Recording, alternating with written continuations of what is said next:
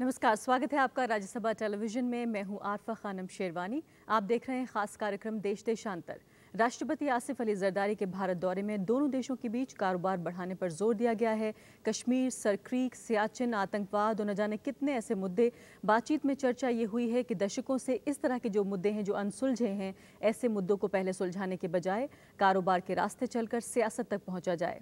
माना जा रहा है कि जिस तरह से चीन और भारत ने अपने सीमा विवादों को पहले सुलझाने की जिद छोड़कर कारोबार किया है और पिछले 5 साल में बेहतर प्रदर्शन किया है, भारत पाकिस्तान के बीच भी कारोबार बेहतर हुआ है, लेकिन जितनी संभावनाएं हैं उससे काफ़ी कम हुआ है। तो क्या कुछ किया जा सकता है? क्या वाकई चीन और भारत का जो ये मॉडल सेट हुआ है ये भारत और पाकिस्तान अपना सकते हैं? लेकिन क्या ये खतरा भी है कि राजनीति इसको प्रभावित कर सकती है?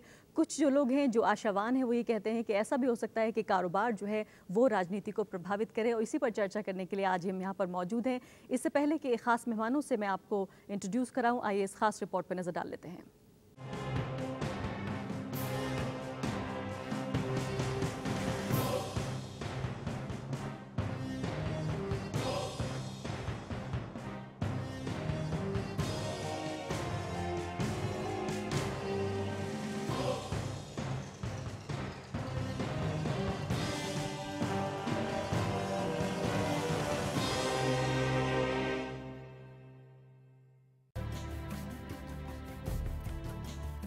पाकिस्तान के राष्ट्रपति आसिफ अली जरदारी के एक दिन के भारत दौरे के बाद सियासी ही नहीं बल्कि कूटनीतिक व्यापारिक हलकों में भी सरगर्मी तेज हो गई है। सन 2008 में आसिफ अली जरदारी के पाकिस्तान के राष्ट्रपति का पद संभालने के बाद उन्होंने राजनीतिक मुद्दों से ज्यादा दोनों देशों के बीच व्यापार बढ़ाने पर जोर दिया था। पिछले साल नवंबर में दोनों ओर के वाणिज्य सचिवों की दिल्ली में मुलाकात और उसके बाद इसी साल फरवरी में वाणिज्य मंत्री आनंद शर्मा और उनके साथ गए व्यापारिक प्रतिनिधिमंडल ने द्विपक्षीय कारोबार को नई मजबूती दी है। भारत पाकिस्तान के बीच व्यापार 2014 तक 6 अरब डॉलर करने का लक्ष्य रखा गया है। वहीं 2010-11 में दोनों देशों के बीच 2.7 अरब डॉलर का व्यापार हुआ, जबकि यूएई रूट के जरिए व्यापार लगभग 10 अरब डॉलर हुआ था। अटारी वाघा सीमा पर खुलने वाली एकीकृत सीमा चौकी से व्यापार में तेजी आने की संभावना है। पाकिस्तान ने साल के अंत तक नकारात्मक सूची खत्म करने की घोषणा की है। पाकिस्तान ने साल के अंत तक भारत को MFN स्टेटस देने का वादा किया है, लेकिन इससे पहले तिजारत के जरिए सियासत तक पहुंचने का रास्ता चीन और भारत अपना चुके हैं। भारत और चीन ने सीमा विवाद को पहले हल करने की जिद खत्म करते हुए साल 2011 में 74 अरब डॉलर का व्यापार किया। दोनों देशों ने 2015 तक द्विपक्षीय व्यापार को 100 अरब डॉलर करने का लक्ष्य रखा है। व्यापार का सिलसिला बढ़ रहा है और दक्षिण पूर्व एशिया में आज चीन भारत का सबसे बड़ा व्यापारिक साझेदार है। आज चीन भारत के लिए कोयला, लौह अयस्क और कच्चे माल का महत्वपूर्ण बाजार है, जबकि भारत चीन के लिए घरेलू सामानों और निर्मित उत्पादों का बड़ा बाजार बन गया है। भारत के पड़ोसी देश पाकिस्तान और चीन के साथ सीमा विवादों को लेकर तनातनी का लंबा इतिहास रहा है, लेकिन वैश्विक अर्थव्यवस्था के मौजूदा दौर में व्यापार ने विवादों को पीछे धकेला है और ऐसा लगता है कि बदलते दौर में व्यापारिक संबंध ही राजनीतिक मसलों को सुलझाने का जरिया बन रहे हैं। पंचानन मिश्रा, राज्यसभा टीवी। तो मेरे साथ खास मेहमान मौजूद हैं। यहाँ पर JC शर्मा जी हैं, फॉर्मर सेक्रेटरी हैं मिनिस्ट्री ऑफ एक्सटर्नल अफेयर्स के।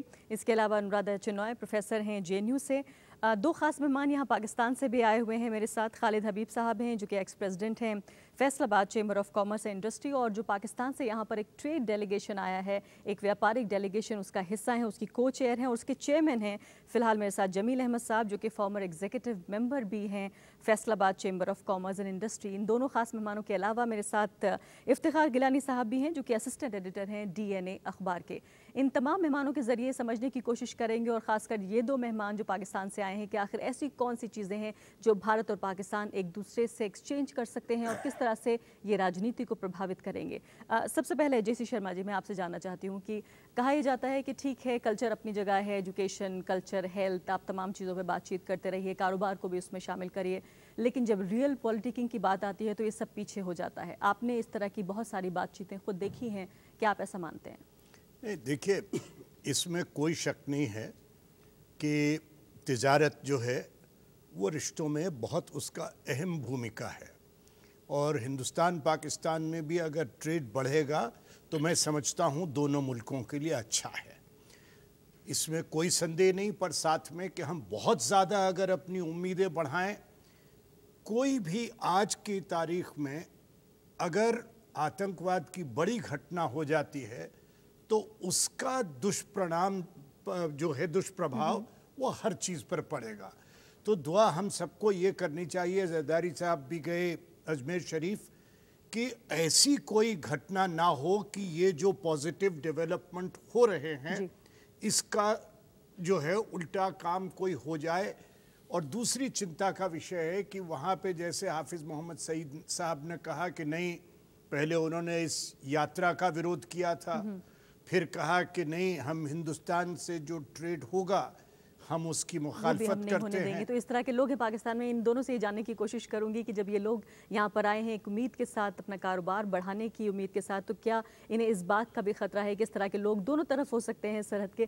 प्रोफेसर चिनॉय, आप चूंकि चीन को भी बहुत अच्छे से समझती हैं और पाकिस्तान को भी, आपको लगता है कि चीन और भारत के बीच जब से कारोबार बढ़ा है पिछले 5-7 सालों का अगर हम जिक्र करें, तो रिश्ते भी बेहतर हुए हैं? हाँ ज़रूर, पर लेकिन मुझे लगता है ये एक बहुत बड़ा कॉन्फिडेंस बिल्डिंग मेजर है, लेकिन जो पॉलिटिकल सल्यूशन है अगर वो नहीं हो तो ये रिश्ते कमज़ोर भी हो सकते हैं। लेकिन हाँ, जैसे भारत और चीन के बीच में आज 60-70 बिलियन डॉलर का एनुअल ट्रेड है और ये प्रिडिक्टेड है कि अगले 2 साल में 100 बिलियन डॉलर का ट्रेड हो जाएगा, और वहाँ की जो दोनों जगह की कमज़ोर लोग हैं, गरीब लोग हैं, उस पर भी फ़ायदा हो रहा है। तो फिर इसका मतलब ये भी होता है कि जंग की जो पॉसिबिलिटी है वो कम होती जाती है, क्योंकि जो स्टेक होल्डर्स हैं वो बढ़ते जाते हैं। Business community, industry, foreign direct investment, infrastructure investment, इन चीज़ों पे फोकस हो जाता है। तो जो दूसरी चीज़ें हैं, पर लेकिन ये ज़रूर मानने की बात है, अगर और कोई राजनीतिक मुद्दा जो काफ़ी बढ़ आ सकता है, इस पे प्रभाव ज़रूर हो सकता है। इसीलिए मेरा ये मानना है कि इसके साथ में राजनीतिक बातचीत भी जारी रहनी चाहिए। सिर्फ जिसको रोमांटिसाइजेशन का नाम दिया जा रहा है या जज्बाती एक तरीके का नाम दिया जा रहा है, सिर्फ उससे काम नहीं होगा, राजनीति और दोनों पैरेलल चलने होंगे। जमील अहमद साहब, ये बताइए कि आप यहाँ पर आए हैं, कारोबार अपना बढ़ाना चाहते हैं और फैसलाबाद चैम्बर ऑफ कॉमर्स से पहली बार कोई भारत आ रहा है, आप क्या उम्मीद लेकर आए हैं और आपको क्या ऐसे पोटेंशियल यहाँ पर नज़र आता है कि जो आप पाकिस्तान से यहाँ पर पहुँचे हैं कि आपको हासिल हो सकता है? ये जो हमारा जो ट्रिप है, फैसलाबाद का जो है first ever delegation visiting India for the bilateral trade promotion के लिए, एक बहुत ही तारीख के अहम टाइम पे ये हुआ है और हम इसको बहुत ज़्यादा ऑप्टिमिस्टिकली और बहुत ज़्यादा जोशो खरोश के साथ ये डेलीगेशन जो है इंडिया विज़िट कर रहा है, ताकि दोनों मुल्कों के दरमियान तिजारत को बड़ा सिग्निफिकेंटली, जो कि बहुत बड़ा रूम है, जैसे आपने फरमाया है कि जैसे yesterday both the head of the states agreed to adopt China India model, तो why not Pakistan India model to be followed के ट्रेड प्रमोशन के लिए कंटिन्यूसली जो है ना अनइंटरप्रेटेड काम किया जाए। क्योंकि और जैसे मैडम ने बताया और शर्मा जी ने भी बताया कि कोई भी अगर पॉलिटिकल डिस्प्यूट्स हैं, जैसे चाइना के साथ जो एग्रीमेंट हुआ है कि ताकि वो इसके ऊपर इफ़ेक्ट ना कर सकें लॉन्ग टर्म, ताकि जो है ना जो इस तरह के एलिमेंट्स हैं वो डिस्करेज हों। आप टेक्सटाइल के कारोबार में हैं, कपड़ों के कारोबार में हैं। मैं बहुत शौकीन हूँ पाकिस्तानी कपड़े पहनने की और सोच रही हूँ कि कारोबार ज़्यादा बढ़ेगा तो कुछ अच्छे सस्ते कपड़े यहाँ मिलने शुरू होंगे पाकिस्तान के। आप जब यहाँ पर अपना कारोबार करना चाहते हैं, कौन से ऐसे इलाके हैं, कौन से ऐसे फील्ड हैं और किस तरह की उम्मीद आपको है जो आपको हिंदुस्तानी बाज़ार में दिख रही है? I myself is textile professional हूँ और मैं इसको बहुत बड़ी मार्केट जो we visit to European markets, Latin American markets, Colombia, Brazil, Ecuador, so many long flights के बाद जाते हैं और इतनी मुश्किलात आती हैं वहाँ पे। There is a non traditional market for us, different language है, डिफरेंट कल्चर है, फूड है, there are so many other problems. And the moment जब हमने इस सोल पे कदम रखा है तो कोई जो भी हमारे देन में कोई एनी फियर जो होता है वो everything is 100% thrashed out. Everybody was feeling so much elevated और इतना ज़ीलेंट थे कि हर एक जितने भी लोग आए हैं mostly they hail from Indian territory जी। और like my father migrated from India and जब से ये दुनिया बनी है मेरी जो नस्लें हैं वो इसी सोल अमृतसर से थी। तो आपको ऐसा लगा कि वापस वही लौट तो आए? मुझे तो that is my back to pavilion जैसे होता है, मुझे वो लगा। और मैं इतने सेंटीमेंट, ऑल फैमिली, मेरे फादर इज़, अब वो काफ़ी ज़्यादा, बट उन्होंने इतना मुझे मैसेज और इतनी खैर सगाली के साथ मेरी मदर सब ने भेजा, मेरी फैमिली ने। यानी कारोबार और रिश्तेदारी दोनों साथ साथ हुई है जब आप business and the sentiments at optimum level. और टेक्सटाइल्स के बारे में मैं थोड़े से जस्ट फ्यू वर्ड्स। मैं आपके पास वापस लौटूंगी। एक और ख़ास मेहमान मेरे पास मौजूद हैं, इफ्तिखार गिलानी साहब। लेकिन उससे पहले खालिद हबीब साहब ये बताइए कि अगर फैसलाबाद का हम जिक्र करें तो वो टेक्सटाइल, एग्रीकल्चर दोनों जो सेक्टर्स हैं इनका एक हब माना जाता है। तो फैसलाबाद का तो हमें पता चला कि इस तरह की चीज़ें, इंटरेस्ट डेवलप हो सकता है। लेकिन हिंदुस्तानी जो लोग हैं, जो इंडिया के लोग हैं, उनको किस तरह का इंटरेस्ट आपको लगता है पाकिस्तान से हासिल हो सकता है कि वो यहाँ के कारोबारी वहाँ पहुँचें? ऐसा है बीबी के पाकिस्तान और इंडिया ज़बान एक है, चेहरे एक जैसे हैं, रहन सहन एक जैसा है। तो जो चीज़ हम लोग वहाँ पर, मैं टेक्सटाइल के हवाले से बात करूँगा, तो टेक्सटाइल में जो लोग हम नेचुरली तौर पर पसंद करते हैं तो इंडिया में भी वही चीज़ ज़्यादा पसंद करते हैं। जैसे आपने अभी जिक्र किया कि मैं पाकिस्तानी कपड़े, ख़ास तौर पर मैं लॉन प्रिंट की, जो बरीक कपड़ा औरतों के पहनने का, उसकी जिक्र ज़रूर करूँगा। तो वो दुनिया भर में फेमस है। वो जब देखें, पाकिस्तान और इंडिया का 1 घंटे का फासला है वाघा बॉर्डर से। जब आप तजारत के ज़हन से चलेंगे तो आपका अफरेट किराया भी कम हो जाएगा, अखराजात भी कम होंगे। ज़ाहिर है फिर वो चीज़ें सस्ती ही मिलेंगी इधर। जब सस्ती मिलेंगी तो पाकिस्तान को इंडिया की मार्केट मिलेगी। इसी तरह अब इंडिया से पाकिस्तान में किसी चीज़ की शॉर्टेज होती है, जैसे वेजिटेबल है, सब्जियां, टमाटर, ये वो और बातें तो और बड़ी बड़ी हो रही है, पेट्रोलियम की बात हो रही है, बिजली की बात हो रही है। आपके पास वापस लौटती हूँ, इफ्तिखार गिलानी साहब की तरफ मैं जाती हूँ। इफ्तिखार गिलानी साहब, जिस तरह से बात हो रही है यहाँ पर कि कपड़े, इसके अलावा छोटी चीज़ों से शुरुआत करके बड़े कारोबार तक पहुँचा जा सकता है, लेकिन कहीं ना कहीं ये रिश्ता जो है हिंदुस्तान पाकिस्तान का बड़ा एक्सीडेंट प्रोन भी है, जिसका जिक्र कर रहे थे JC शर्मा जी की। ज़रा सी बात होती है, बैक टू स्क्वायर वन हम चले जाते हैं और हर चीज़ में ये ख़तरा ज़रूर बना रहता है। बिल्कुल JC शर्मा जी जो कह रहे हैं, बिल्कुल एक हमें इमेजिनेशन के अलावा प्रैग्मेटिक होने की भी बहुत ज़रूरत है। इंडिया पाकिस्तान में हमने देखा है कि जब भी ताल्लुकात किसी नहज पर पहुँचे हैं, चाहे लाहौर हो, चाहे आगरा हो, चाहे उसके बाद जो मनमोहन सिंह ने जो कोशिशें की थी, लेकिन इनका जो है, इनका अंजाम बहुत ही ऐसी जगह होता है या कुछ ऐसी चीज़ें हो जाती हैं जिससे ये दोबारा बैक टू पेविलियन कह सकते हैं कि चीज़ें पहुंच जाती हैं। और जो भी आपने जो चाइना मॉडल की जो बात की, आपके जो पैनल में जो लोग थे उन्होंने चाइना मॉडल की बात की। मुझे याद है 96 में चाइनीज़ प्रीमियर जब यहाँ आए थे पाकिस्तान, तो उन्होंने पाकिस्तान को उस वक्त मशवरा दिया था। लेकिन चाइना और इंडिया के दरमियान कोई सिर्फ एक बॉर्डर डिस्प्यूट है, एक टेरिटोरियल डिस्प्यूट है।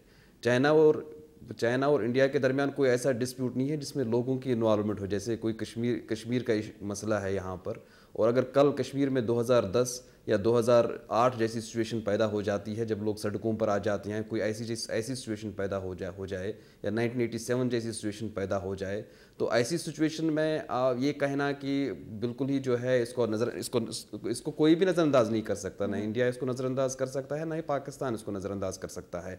मुझे जब 2005 के बाद मनमोहन सिंह ने जो एक तरह से एक इमेजिनेटिव फार्मूला कश्मीर के ऊपर मुशर्रफ के साथ तय किया था, और वो उसी को लाइक किया था कि बेसिक इशू भी जो है उसको भी एड्रेस किया जाए। हमें इन दहशतगर्द, हमें जो इंतहा पसंद हैं, जो एक्सट्रीमिस्ट्स हैं, उनको एक काज देने की ज़रूरत नहीं है। हम उनको काज नहीं देंगे। हम मसले को as per the aspirations of the Kashmiri जो चाहते हैं उसके हिसाब से इस मसले को जो हम एड्रेस इफ्तिखार गिलानी साहब, मैं आपकी इसी बात का जवाब जल्दी से ले लेती हूँ JC शर्मा जी से, हालांकि ब्रेक का वक्त हो गया है। वो कह रहे हैं कि जो प्रकृति है, जो नेचर है दोनों के रिश्तों की और दोनों के विवादों की, अगर भारत और चीन की बात करें, भारत और पाकिस्तान की बात करें, वो बिल्कुल अलग अलग है। तो जिस तरह से हम जो होप हाई कर रहे हैं, हाई होप्स हमारी हैं, वो कम से कम इसको ये चीज़ ज़रूर हमें नोटिस में लानी चाहिए, नज़र में लानी चाहिए कि दोनों के रिश्तों की प्रकृति अलग अलग है। इसमें कोई शक नहीं कि अलग है, क्योंकि वो भी सीमावर्ती इलाका ऐसा है जहाँ दोनों तरफ बहुत ज़्यादा पॉपुलेशन नहीं है।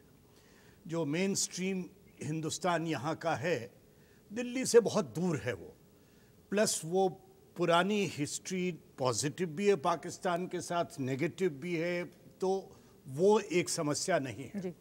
पर पॉसिबिलिटीज़ भी बहुत बड़ी हैं, चीन से ज़्यादा हैं। जी। देखिए, अगर पाकिस्तान और हिंदुस्तान के ट्रेड के रिलेशन अच्छे होते हैं तो पूरा जो मध्य एशिया है वो अगर हमारे लिए खुलता है तो मैं समझता हूँ हिंदुस्तान और पाकिस्तान मिलकर मध्य एशिया की सारी तिजारत हमारे मुल्कों के हाथ आ सकती है, और खाली टोल टैक्स से जी इतनी बड़े परिवर्तन हो सकता है कि सारी तस्वीर बदल बिल्कुल। सकती और मैं है। आपसे ये भी जानूंगी कि ये बहुत ज़रूरी है कि हम वास्तविकता को न भूलें। आतंकवाद एक ऐसा मुद्दा है जिसके और ख़ास तौर से मुंबई के बाद से हिंदुस्तान पर पैर रखते हुए तब हमें ये उम्मीदें करनी चाहिए। लेकिन जिस तरफ इफ्तिखार गिलानी इशारा कर रहे थे कि किस तरह से जो तारीख, जिस इतिहास का जिक्र यहाँ पर हो रहा था, जिसमें हमारे ख़ास मेहमान थोड़े जज्बाती नज़र आ रहे थे कि किस तरह से उनके पिता जो उनके फादर हैं उन्होंने जो संदेश भेजे वही कहीं ना कहीं कभी ना कभी कड़वाहट की भी वजह बन जाती है। वही तारीख, वही इतिहास जो चीन के साथ कम से कम हम शेयर नहीं करते हैं। क्या ये वजह है कि पाकिस्तान के साथ डील करना शायद चीन के साथ डील करने से ज़्यादा मुश्किल है? लेकिन कैसे इन मुश्किलों को हम पार पा सकते हैं, ब्रेक के बाद जानने की कोशिश करेंगे।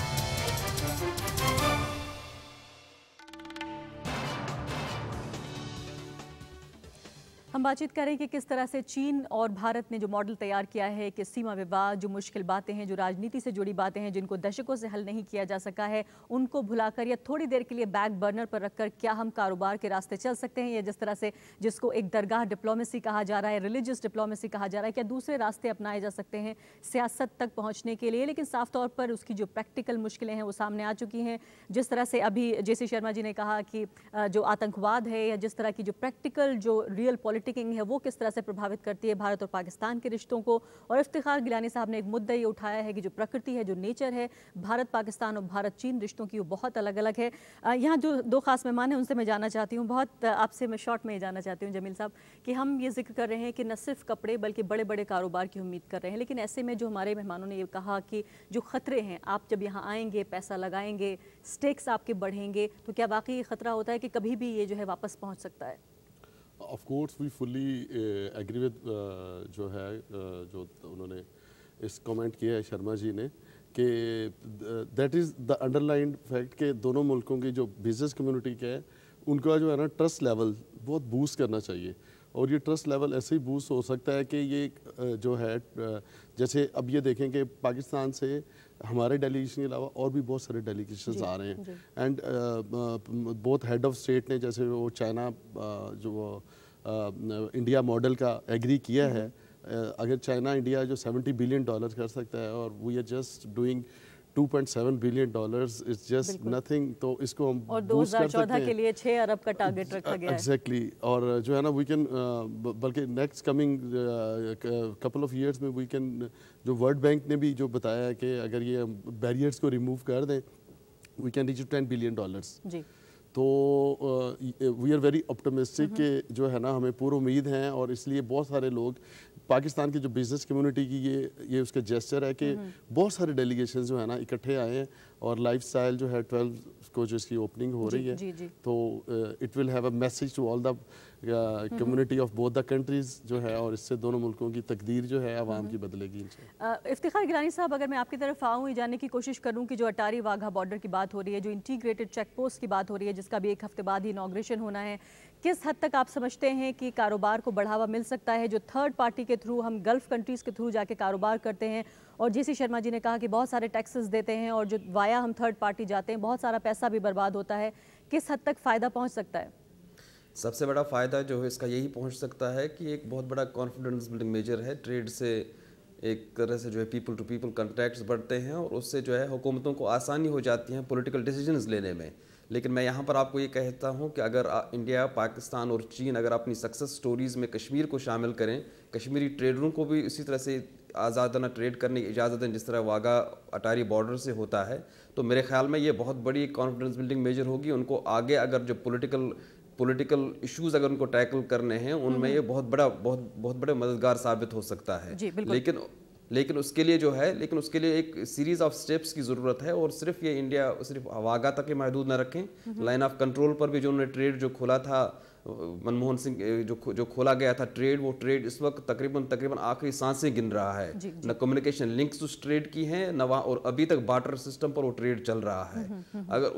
अगर अपनी सक्सेस स्टोरीज में ये कश्मीर को भी शामिल करें, जो ये एक्सट्रीमिस्ट्स हैं उनको भी जवाब होगा, ताकि कश्मीरी भी एक उस सक्सेस स्टोरी का एक हिस्सा बनेंगे। यानी बंदूक का जवाब जो है वो कारोबार से दिया जा सकता है, वो जो शायद सबको सूट कर सकता है, सक्सेस स्टोरी का हिस्सा बन सकते हैं, और आगे जो पॉलिटिकल डिस्प्यूट्स सेटल करने या पॉलिटिकली जो इश्यूज सेटल करने हैं उसके लिए एक माहौल बन जाएगा। बिल्कुल। प्रोफेसर चिनॉय, ये पीओके और कश्मीर पे जब भी ट्रेड की बात आती है, इतना गतिरोध क्यों नजर आता है?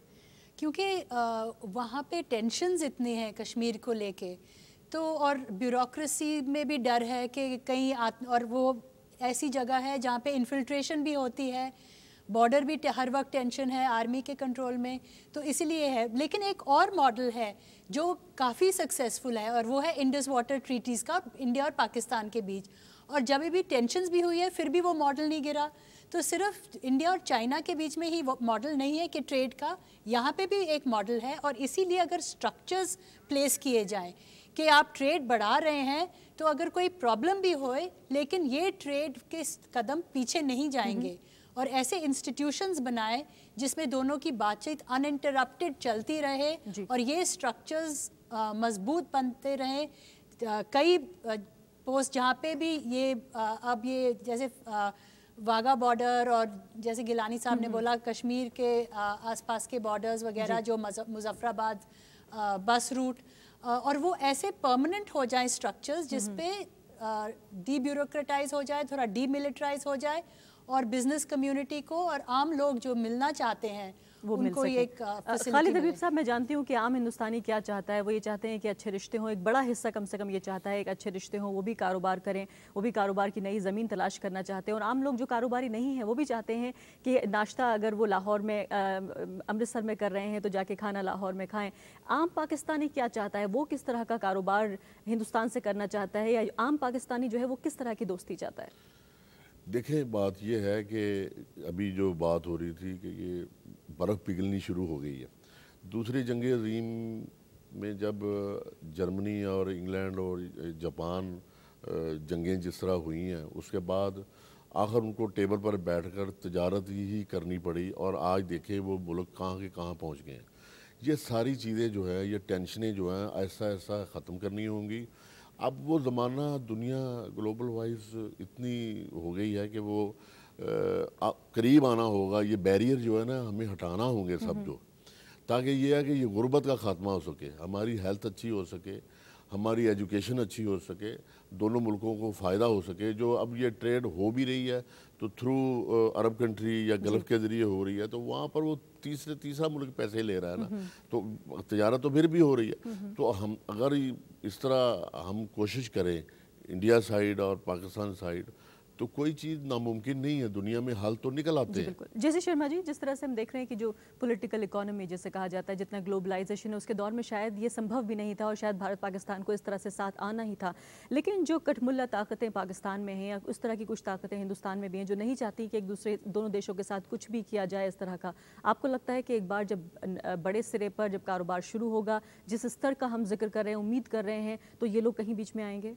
नहीं, देखिए, इसमें कोई शक नहीं कि कुछ ताकतें ऐसी ज़रूर बीच में आएंगी, और ये एक तो राजनीतिक इच्छा शक्ति दोनों देशों की जो लीडरशिप है उसके ऊपर निर्भर करेगा, और दूसरा, जैसा मैंने शुरू में कहा, ऐसा हादसा कोई ना हो जिसमें जनता की इमोशंस, भावनाएं इन्वॉल्व हों, मुंबई जैसा, फिर उसको कंट्रोल करना बहुत मुश्किल है। पर अगर बाकी ये चाहे उधर से हाफिज सईद या इधर से शिवसेना कोई बोले, तो मैं नहीं समझता कि यहाँ की आवाम या वहाँ की आवाम इससे कोई ख़ास ज़्यादा असर पड़ने वाला है। जी जी। इफ्तिखार गिलानी साहब, आखिरी सवाल के लिए आपकी तरफ आना चाहती हूँ। ये बताइए कि जिस तरह से आपने कहा कि पैरेलल जो है बातचीत होनी चाहिए, लेकिन क्या ये खतरा लगातार बना हुआ है कि कारोबार जब आगे बढ़ जाएगा तो कहीं ना कहीं सियासत कभी भी उसके ऊपर असर डाल सकती है, बहुत सारे कारोबारियों का बहुत सारा नुकसान हो सकता है, और दूसरी तरफ जो कारोबार है वो सियासत पे असर डाल सकता है। किसको आप बेहतर रूट मानते हैं? नहीं, कारोबार से आप एक माहौल बन जाता है, आपको आप एक पीपल टू पीपल कॉन्टैक्ट से आपको एक माहौल बन जाता है। इंडिया का आदमी देखता है कि पाकिस्तान में कोई जिन भूत नहीं रहते हैं, वहाँ भी इंसान ही रहते हैं। लेकिन और ये जो है ये सिर्फ हमें जो लेकिन ये अल्टीमेट एंड नहीं है। अल्टीमेट एंड हमें पॉलिटिकल रेजोल्यूशंस को पॉलिटिकली सेटल करना है। अनलेस एंड अनटिल आप रेजोल्यूशंस को पॉलिटिकली सेटल नहीं करते हैं, आप you are back to square one. आपको कारोबार को तिजारत को आप इस्तेमाल कीजिए कॉन्फिडेंस बिल्डिंग मेजर्स के लिए, तिजारत को इस्तेमाल आप कर लीजिए एक माहौल बनाने के लिए to the settlement of the political resolutions. जी, इफ्तिखार गिलानी साहब बहुत बहुत शुक्रिया। जेसी शर्मा जी, अनुराधा चिनॉय, खालिद हबीब साहब और जमील अहमद साहब, तमाम मेहमानों का शुक्रिया। तो साफ तौर पर जिस तरह से इफ्तिखार गिलानी ने आखिरी बात बहुत महत्वपूर्ण कही है कि कॉन्फिडेंस बिल्डिंग मेजर्स के तौर पर इस्तेमाल किया जा सकता है। एजुकेशन, कल्चर, हेल्थ, जिस तरह से खुद कह के गए हैं राष्ट्रपति जरदारी की चाहते हैं कि वो एक दूसरे की सेहत अच्छी करें, एक दूसरे का कारोबार बढ़ाएं, लेकिन साफ तौर पर जो राजनीतिक हल हैं राजनीतिक मुद्दों के, वो भी बहुत ज़रूरी है, वरना शायद सारी पहल बेकार हो सकती है। अभी के लिए इजाज़त दीजिए, नमस्कार।